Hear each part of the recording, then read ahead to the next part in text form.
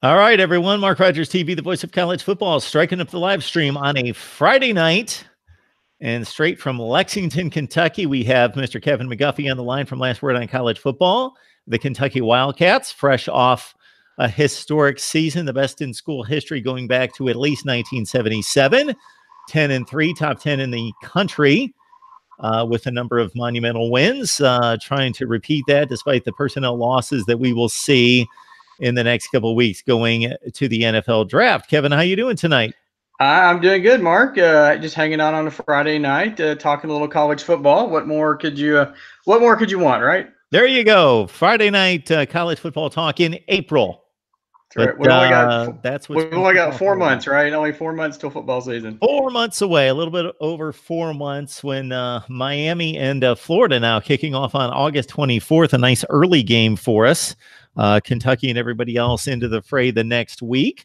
The Cats, of course, lost a load of playmakers on defense, Benny Snell on offense, and I'm sure a number of other ones that you're more familiar with than I. So what stood out to you at the spring game? Well, like I said, tonight they had the spring game there at Kroger Field. Had a crowd just under 17,000. I don't know. I could have been. It might be a little disappointing. I thought maybe we would have more people, but again, it is a Friday night, and we're in the middle of Keeneland here, horse racing season, which is a huge thing, obviously in Kentucky, horse racing. The blue. It was a blue-white game. The blue won 64-10. Whoa! That's not. Yeah, that's not a typo. It was 64-10. So lots of offense. One of the first things that jumped out at me looking at it was, for the last 2 or 3 years, of course, when you have Benny Snell, you're going to be a more run-oriented, more, you have arguably the best back in the SEC. For years they've wanted, Eddie Grant, open up the playbook, do this, do that. We want to throw the ball. You and I have talked before. It's been 20 years, but there's still a lot of this fan base that is just so enamored with the air raid offense that, how Mummy started in the late 90s, and then now, Neil Brown, kind of carried that on out West Virginia. Anyway, they opened up the game tonight with Lynn Bowden at quarterback and Terry Wilson as a receiver. And Bowden takes a direct snap, throws a pass to Wilson, and then Bowden takes off down the field and he throws it to Bowden for an 8-yard gain. So, right out of the chute, throwing a little trick play out there. And then a couple plays later, Wilson hit Bowden with a 42-yard touchdown. So that, got the scoring going really quickly. If you just go down the list, there was a lot of big plays. Terry Wilson, second year Terry Wilson, he looked really good out there. Of course, it's a spring game. You can't really tell, it's not like you're playing, a Georgia or a, Florida, because they weren't allowed to hit the quarterbacks. But he looked really good out there. He was 10 for 12 passing for 191 yards and 2 touchdowns. It looked really good. I thought looked really comfortable out there. Gunnar Hoke, it was the battle between those two last year. Hope played for the white squad, and then flipped over and played for the blue for a while. He had 174 yards and 2 touchdowns. He did some good things as well. But like I said, just, the things, there were just a lot of big plays. Another thing, you mentioned Benny Snell in the intro. What do they do to replace him? I think Kentucky has, 3 guys who can take over. Obviously no one is going to fill Benny Snell's shoes, but you have the combination of AJ Rose, who scored 3 touchdowns tonight, Cavassier Smoke, who ripped off an 87-yard touchdown, just right up the middle and just boom, and just, I don't think he was even touched. And then they have a third guy, Chris Rodriguez, who's a big power, more of a powerhouse guy. He's going to run you over. Like I said, there was a lot of big plays. Another thing that's been talked about here with all of us True Blue fans is who's going to step up and be that second receiver behind Lynn Bowden. Isaiah Epps did some really good things tonight, had 4 catches for 97 yards and a 60-yard touchdown. And then Bryce Oliver, who's a redshirt freshman from out of Florida, had 8 catches for 105 yards. So there was a lot there was a lot. If you're, an offensive guy, which most people are, Coach Stoops is not, he's an old school defensive guy, but those guys, like I said, it's a spring game. You can't judge everything from spring football game, but there was a lot of things to be excited about. Now, on the other side of the ball, Coach Stoops was like, yeah, that was great. Our offense was great. We did some great things, but he was obviously displeased with the defense.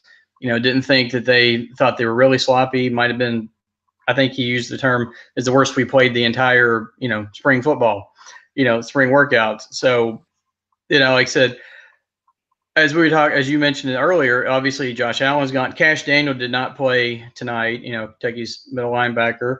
He is still recovering, I think, from a procedure in the off season. So I mean, he's been practicing, but they didn't. They held him out tonight. So, and then one of the big concerns going into the fall is that you have to replace the entire secondary. Mike Edwards, Derek Beatty, Chris Westry. Those guys, all those guys are all gone, and Lonnie Johnson. Lonnie Johnson's a name now that's been popped up as a possible even late first round, early second round draft pick. You've got to finish. You've got to fill those positions. So that's that's kind of a Cliff Note version of what my initial thoughts were of the game tonight. All right, we're talking Kentucky football. Of course, you can call in at 860-325-3687 to the Voice of College Football right here as we discuss, debate, analyze the game we love better than anyone. We got Kevin McGuffey on the line from Last Word on College Football. Please join him and the rest of the staff there as they dissect college football and take us through tons of spring games and spring reports from the various camps across the country. Kevin, so you've done something on Last Word of College Football that plays kind of into the NCAA tournament basketball format. If you could kind of explain what you've got brewing there. Yeah, so just kind of taking along the lines of the NCAA tournament, I had this, one of our other writers, Jason Ray, who writes about, Oklahoma, covers the Sooners, Boomer Sooner, anyway. He was doing this thing, like he's trying to figure out like the greatest player, like a greatest player bracket kind of in Oklahoma history. And I thought it would be really cool. So what I've done, I created a 32 game, spent a couple weeks researching, trying to find Kentucky's best win in school history. And so I made there's 32 games, seeded them 1 through 8, and divided them into 4 brackets after, some of, UK's coaches. There's a Bear Bryant bracket, there's a Rich Brooks bracket, a Jerry Claiborne, and then a Mark Stoops one. So basically I'm going about a week at a time, going through these 4 games. And, you can comment, you can read them there at Last Word on College Football. You can comment in the comment section. I have a poll up usually about every other day with a new game. At Kevin McGuffey on Twitter. I have that poll up. You can vote on those. And so we're going to take it down to the, and I'm letting, the readers and, followers online, I have in my mind what I think should win. But, Mike, I'm wondering, is that going to be the same as what, the general, what all of us, in the Big Blue Nation think? And so far it's matched it pretty well. There's been one game that surprised me, a game that I thought would win, but another one won. But anyway, like our number 1 seeds, we did the 1951 Sugar Bowl where Kentucky beat Oklahoma, and then later was awarded the national championship by Jeff Sagarin. And we have the 1997 Alabama game, which is one of the greatest games in UK history. They won in overtime. Beat Alabama for the first time in 75 years. And then the other 2 1 seeds are both from the 2007 season, the Louisville game, and then the LSU game in the triple overtime where they beat the Tigers, who was ranked number 1. So anyway, I'm having a lot of fun with it, getting some good feedback on it, and people seem to be enjoying it. And so, like I said, we're going to keep going basically a week at a time with another bracket and see how this all unfolds. We'll see whether or not what I think should be the winner is what, the Big Blue Nation thinks should be the winner. So I think, like I said, I'm having a lot of fun with it, and I hope everybody, like I said, about every day or so, I'm having a new poll up. So I pulled up the bracket right here, and again, it's the Bear Bryant bracket. You got Jerry Claiborne with one region, Rich Brooks, and also Mark Stoops. And I'm searching through with two purposes in mind. One, to see how many in a historic 2018 season made it, and then also to see how many games I remember as well. I didn't know that Jeff Sagarin was around back in 1951. Just kidding, of course. But Yeah, obviously, I think I think it was many years later. They went back. He went back and read however he did figured it out, and then sure. declared Kentucky the winner after the 1950 season. When Coach Bryant was there. But I think there's two or three games from the 2018 season. So yeah, I'm of trying course, to in release three. I 2018, think so. yeah, the big streak was broken in Gainesville Right. against Florida. So that ranks fairly high as a 5 seed in the Rich Brooks bracket, and the win in a bowl game against Penn State is a 2 seed. And The don't 2018 Louisville game, I think, is in there somewhere. Like I said, I don't have the Oh, bracket in there it front of me. is. I should That's have the it. 3 seed. So would it be because of the size of the win? It was something like 56-10. Yeah, it was. I think that had a lot to do with it. It was the biggest win in the rivalry since 1922. I think it was. And it just cemented the Cats' first 9-win regular season since 1977, and plus beating your arch rival like that is always that doesn't happen very often in Kentucky. In Kentucky football lore. So, it was a pretty big game. So, but I thought the Florida game was a little higher than that. I can't. Maybe I said I don't have. Maybe I need to call it up. I don't have the bracket in front of me, but like I said, I should have it memorized by now. As much as I've over the last month I've spent looking at this thing. Yeah, so I looked at the wrong Florida game. I looked at the 1986, which was the previous win against the Gators in 1986. It's listed right next to the 2018 win against Florida, which is a 2 seed. So I would have been surprised by that as well, but that makes more sense. Historic SEC rivalry, and having that long drought stopped in 2018, and then not only winning that game to break that long streak, but then it catapulting the Cats to a historic run and top 10 finish. So yeah, as a 2 seed, that certainly makes sense to me. Yeah, I said I've had a lot of fun with this, and trying to figure out.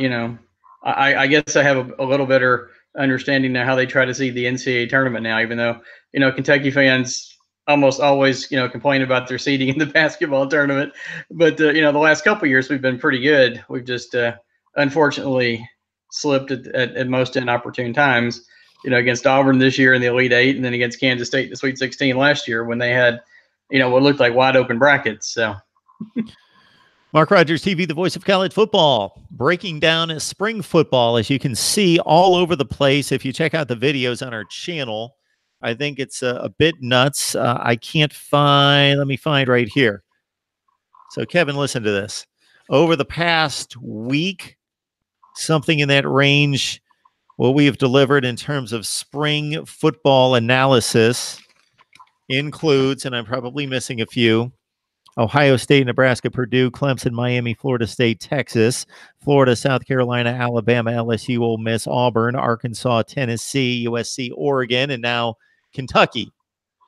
Right. I mean, yeah. And then how many games are tomorrow? There's a bunch, I think. Yeah, absolutely. So, yeah, it's keeping like I said, it's that it's that time. So everybody's got their spring games going, and like I said, for us college football fanatics like myself, I find myself watching some of these, especially the ones with the SEC schools. I find myself watching a little of these because they're obviously they're all on TV now. So just doing a little scouting. But like I said, as we said earlier, it's hard to tell a whole lot from these games. Like I said tonight was for Kentucky. It was just an unbelievable offensive showcase. It was 774 yards in total offense, which was just a ridiculous number. But we'll see. And as I said, Terry Wilson, I thought looked really good. Like I said, the running backs look good. Hopefully, like I said, a wide receiver, is going to step up as a number 2 guy for Lynn Bowden. And looking way ahead, Kentucky opens with Toledo, and that's honestly not going to be an easy game at all. They're a pretty good team. I think I read today where they've had a winning record like 8 or 9 seasons in a row. I know, being in the MAC, Kentucky struggled, last year in their first game against a MAC school and finally, put them away in the second half. So, it's not going to be, I don't think it's going to be an easy game, but, we can talk about the season later, but it's just, like I said, the biggest thing is going to be on defense, replacing those guys in the secondary. Yeah, Toledo took a trip to Arkansas a couple years ago and took out Brett Bielema and company, and that was a decent Hogs team. It wasn't a great team, but certainly one of their bowl teams that won a bowl game. So they won 7 or 8 games, and Toledo beat them on the road at Arkansas. So yeah, Toledo usually brings a pretty formidable team, or at least in recent years has, with some good passing attacks. So they'll present a bit of a challenge, as Kentucky typically has usually faced on a fairly regular basis a team from the MAC conference. And of course, the season schedule on the non-conference side, again, highlighted by the finale against Louisville, which was one of the worst Power 5 teams in college football. But we will see what Mr. Satterfield has in store in resurrecting that program that has very recently, obviously under the direction of Bobby Petrino and Lamar Jackson, been a 8 and 9 win team. Just it all imploded, and Petrino's out and Satterfield's in, and it's probably in the long haul going to be a good thing for Louisville football. I think he's a very capable coach who has led that App State program to 3 consecutive Sun Belt conference championships. Oh yeah, I agree totally. I think he's a very good. I was impressed with what he did at Appalachian State, and like I said, I think he'll be a very good. I think he got off to a bit of a rough start in Louisville. They've had some, off the field issues, players leaving, that kind of thing, which is to be expected when you bring in a new coach. But no, I think he'll do a really good job there. It may take a couple years. I'm sure Kentucky fans hopes it takes like 5, 10, 5-10 years, keep the Governor's Cup in Lexington for as long as possible. But I think when you have a rivalry series, it's obviously better when both teams are good, because Kentucky, you can go back through the recent rivalry. Kentucky won like 4 games in a row, then Louisville will win 3, then Kentucky won 4 in the late 2000s, and then Louisville won 5 in a row before the Steven Johnson game, the 4 touchdown underdog, as we like to call it, in 2016. Now Kentucky's won, 2 out of the last 3. So, like I said, obviously, I think Satterfield will get them, as you said, back up there, towards the top in the ACC, and then, 8, 9 wins, I think, every year probably. Kevin, we have not necessarily gathered an enormous crowd to listen to the Kentucky football conversation tonight post-spring game. The best I can do for you is a comment by Uncle Lou, who's wanting to know if Florida can possibly do something about this Kentucky winning streak, if they can break the Kentucky winning streak this year. I don't know. It's going to be interesting. I'm surprised our buddy, you and I were talking before we started here. Our buddy, the Nebraska fan, who always seems to log on. But I don't know. I think Kentucky can win again this year. At home. Yeah, right. It's at home this time. Obviously 2 years ago, Kentucky should have beat Florida in Lexington. One of the comments actually I got from somebody was, yeah, you should do a bracket with Kentucky's worst losses. That might be.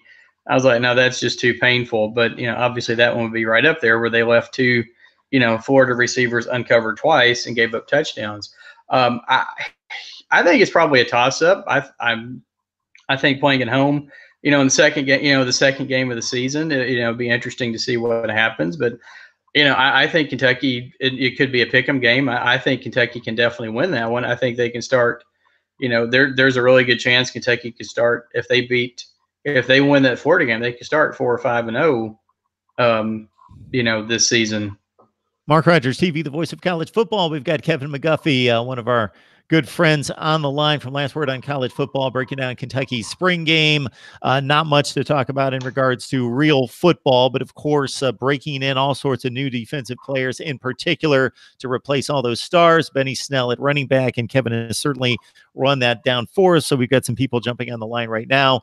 So if you want to get the full details of Kevin's review of the Kentucky spring game, certainly wait for the video to process and post. That should just take a few minutes after we're done here, and then you can watch it in its entirety. So the one thing I will say, with the spring game being what it is, which is a bit of a glorified practice, and there's not much that can come out of the practice sessions that we know about tangibly. We have to hear bits and pieces and try to make narratives out of them. But as you look over the 15 practices and what you were able to gather, whether that be on tape or based on what you heard back from practice, is there anything else that we haven't covered that seems to be a storyline that didn't necessarily come to fruition during this particular night in the spring game, but has been important to Kentucky football for the past month during spring practice?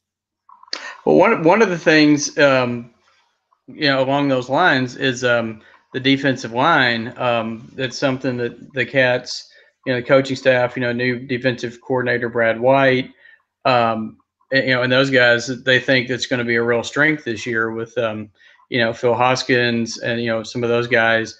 They think they can really do some damage, really cause some havoc. And then you have a healthy Josh Paschal back this year. He had the cancer. He had the cancer in his foot that had melanoma that had to be removed, and he missed, most of last year. Came back, for the last couple of games.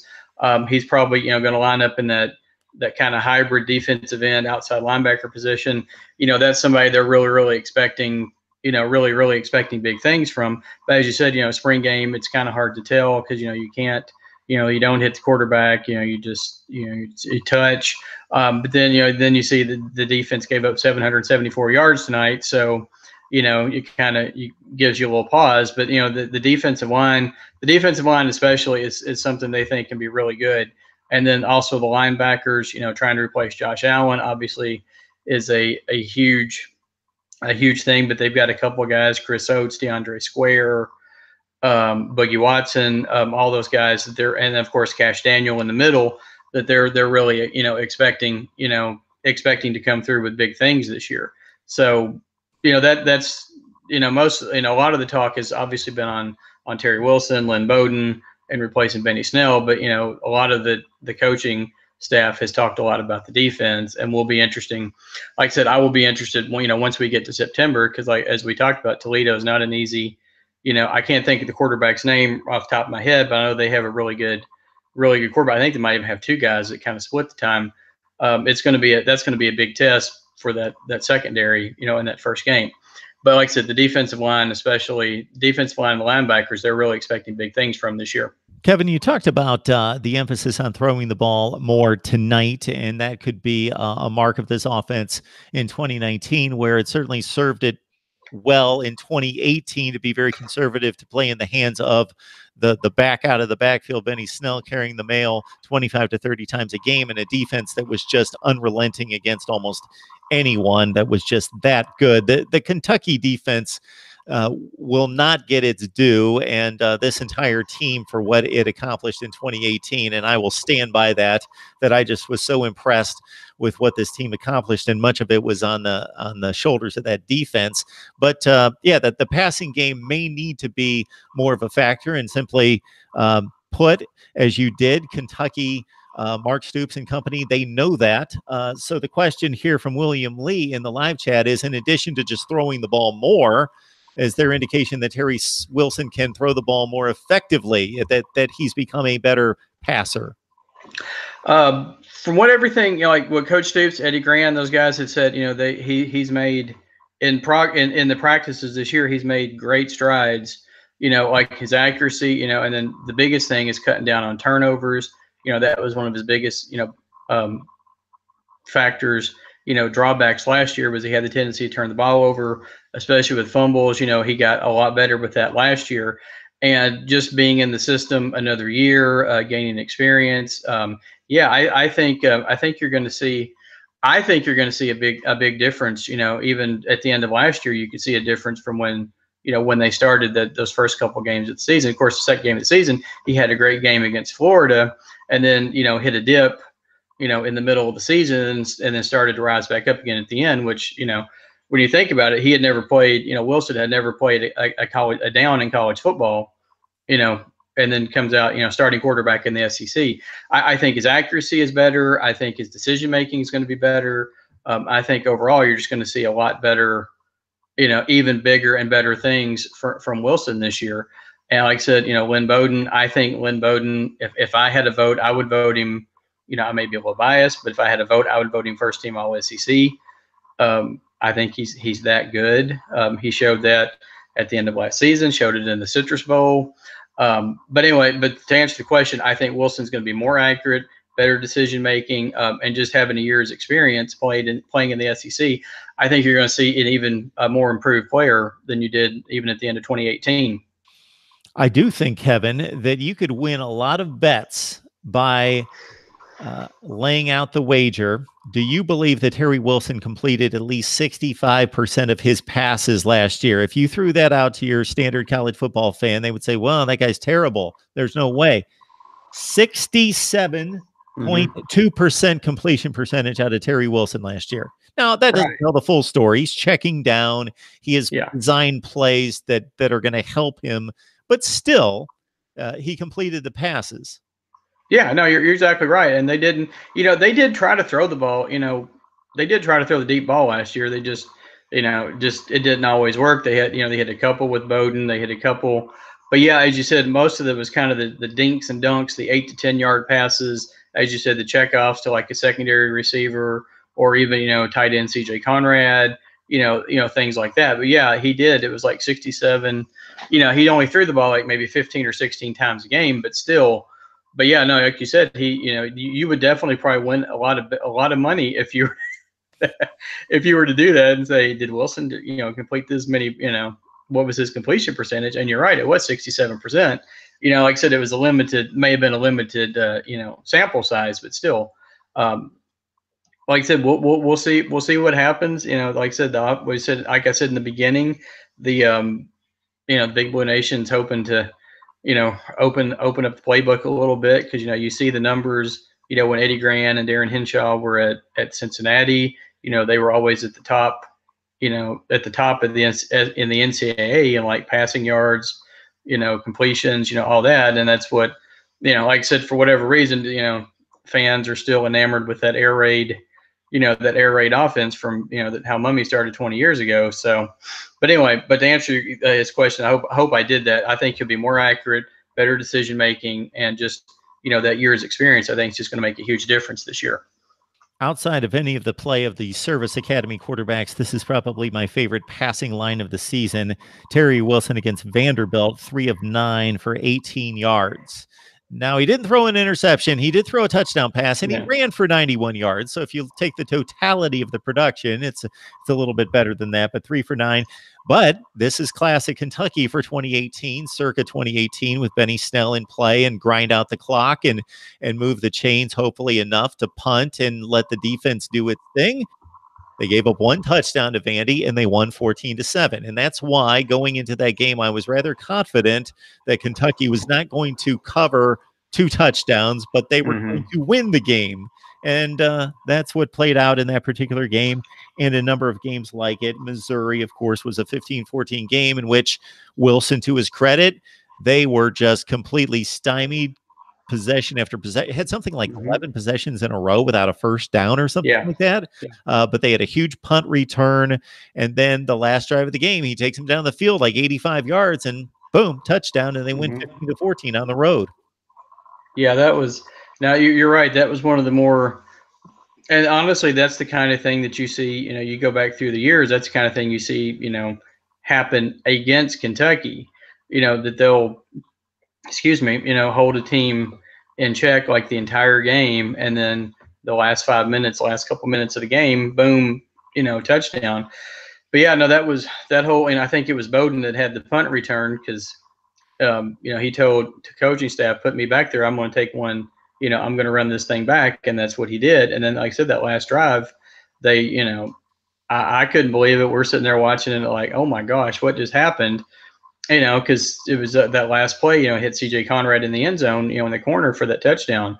But yeah, like I said, as you said, the reliance on Benny, last year, and to an effect, and don't forget AJ Rose, because AJ Rose, spelled Snell, some when he needed a break, and like I said, I think we're going to see more of a balance this year, and we'll, more of a balance and more passing, passing numbers. Hopefully not too many 3 for 9 with 18 yards again, because you have to have an incredible defense to be able to win a game like that. And obviously Kentucky did last year. So Kevin McGuffey, last word on college football. And if you love participating in such exercises as what Kevin has set up with Kentucky football and best wins throughout the ages, check it out. Again, you'll see it on the front page as it stands right now on Last Word on College Football. Kevin McGuffey's piece on a bracket involving Kentucky's best wins of all time. Kevin, we appreciate you stopping by. We'll certainly dive into the schedule and the breakdown as we get close to August. Yeah, I look forward to it, and I will have like a write up, an actual physical write up of the game, hopefully online tomorrow. For those that want to check it out along with the video here. So, more thoughts, kind of more in depth, kind of like what we talked about here, just in a print form. So, but yeah, no, thank you, Mark. As always, enjoy talking with you, and thanks to the people who sent in questions while we were chatting here. So it's always, I love doing this. It's a lot of fun, and thank you. All right, Kevin, we will see you soon. And everybody on the live chat, I'm going to answer a couple questions, and then I will be off, and we will be all over spring football tomorrow, believe me, with Ohio State in particular, Alabama and Auburn. We just did, Kevin, a call-in show talking Alabama and Auburn for 2 hours. So I'm pretty much tapped out at this point, as you can imagine. Yeah, that would do it. And that was just the tip of the iceberg after starting at 10 a.m. this morning. So we are good to go, but I will address a few things in particular in the live chat, and everybody come back tomorrow because we will talk it up. And I appreciate everyone who joined last Saturday night. That Clemson post-game spring analysis is well past 10,000 views. So I appreciate that. And Kevin, we will see you soon. All righty. Thank you, Mark. Appreciate it.